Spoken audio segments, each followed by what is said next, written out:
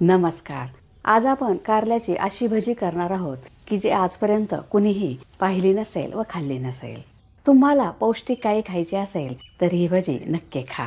ही भजी करण्यासाठी फक्त 2 चमचे तेल वापरले आहे. त्यामुळे डाएट करणाऱ्यांसाठी, वयोवृद्धांसाठी उत्तम आहे. हे अजिबात कडू होत नाही. त्यामुळे ज्यांना कारले आवडत नाही तेही हे आवडीने खातील. कारल्याची भजी बनवण्यासाठी 7 ते 8 छोटी कारले स्वच्छ धुवून घेतली आहेत. थोडेसे देठ कापले आहे. कारल्याचे दुसरे टोक थोडेसे कापूया. आता हे अशा पद्धतीने उभे व आडवे कापूया. त्यामुळे मसाले आतपर्यंत जातात व भजी चवीला रुचकर होतात. कारली विकत घेतानाच ताजी घ्यावी.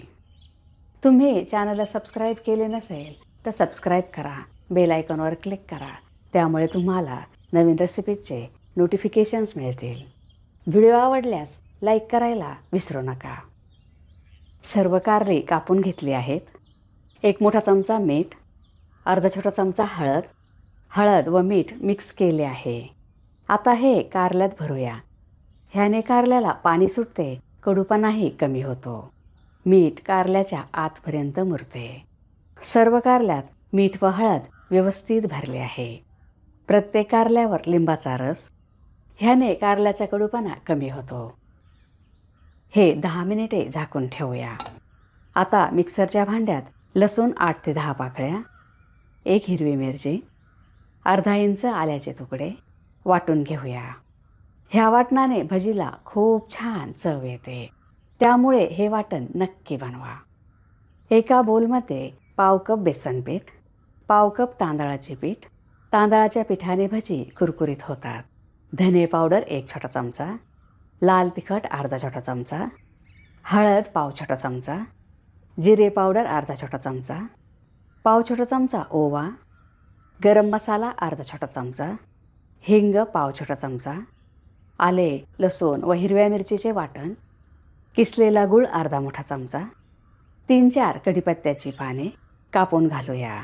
ह्या पानांनी भजीची चव अजून वाढते. कढीपत्त्यात खूप सारे पौष्टिक घटक आहेत. अशी कापून पाने घातली तर ती खाल्ली जातात. चिंचेचा कोळ 1 मोठा चमचा, किसलेली कैरी. आता कैरीचा सीझन असल्यामुळे कैरी घातली आहे. ह्याने चव खूपच छान येते. कारल्याचा कडूपणा कमी होतो. कोथिंबीर, चवीनुसार मीठ. मीठ कमीच घातले आहे, नाहीतर भजी खारट होतील. थोडे थोडे पाणी घालून पीठ भिजवूया. हे आपण भज्याच्या पिठाप्रमाणे भिजवणार आहोत. पुन्हा थोडेसे पाणी घातले आहे. आता हे व्यवस्थित मिक्स करूया. तुम्ही बघू शकता पीठ खूप घट्ट किंवा खूप पातळ नाही. हे व्यवस्थित भिजण्यासाठी ह्यावर झाकण ठेवून 10 मिनिटे बाजूला ठेवूया. आता कारले बघूया. मिठामुळे कारल्याला पाणी सुटले आहे. ह्यात भरपूर पाणी ओतले आहे. पाण्याबरोबर कारल्याचा कडवटपणा निघून जातो. कारले असे हलकेसे दाबून त्यातील पाणी काढून टाकूया. ह्यात कडक बिया असतील तर त्या काढून टाकाव्या. बिया काढल्या तर भजी खाताना छान वाटतात. कारल्याच्या रेसिपीत बऱ्याच जणांना गूळ आवडतोच.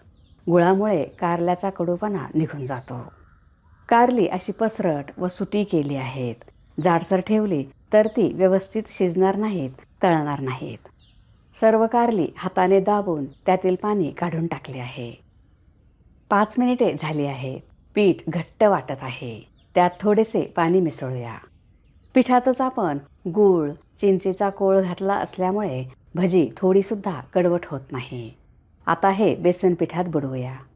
पीठ कारल्याला व्यवस्थित कोट झाले की भजी खायला चविष्ट व खमंग होतात, कुरकुरीत होतात. आता पॅनमध्ये 2 मोठे चमचे तेल गरम करूया. त्यात बेसन पीठ लावलेले कारले. तुम्ही बघू शकता हे आपण पसरून ठेवत आहोत. त्यामुळे ते व्यवस्थित शिजतात, व्यवस्थित तळतात. गॅसची फ्लेम मिडियम आहे. एका बाजूने तळले आहेत. आता दुसऱ्या बाजूने उलटूया. खमंग भाजून घेऊया. हे अजिबात कडू होत नाही.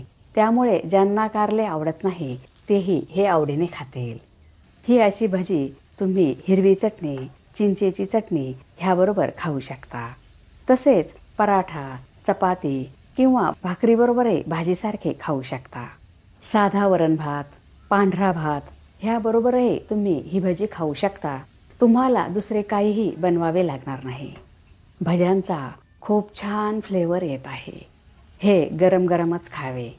ही तळली आहेत, आतपर्यंत शिजली आहेत, कच्ची राहिली नाहीत, खमंग झाली आहेत, अजिबात तेलकट झाली नाहीत. हे तुम्ही टिफिनसाठीही बनवू शकता. कधीकधी आपल्याला पूर्ण स्वयंपाक करायचा कंटाळा येतो. त्यावेळेस असा वरण भात बनवला व त्याबरोबर ही कारल्याची भजी बनवली तर तुम्ही वरण भात व तोंडी लावण्यासाठी त्याबरोबर कारल्याची भजी खाऊ शकता. खूप छान लागते. तयार आहे कारल्याची कुरकुरीत भजी. तुम्हाला जर माझा व्हिडिओ आवडला असेल तर लाईक करा, शेअर करा, सबस्क्राईब करा. बघत रहा शांभवीज किचन. धन्यवाद.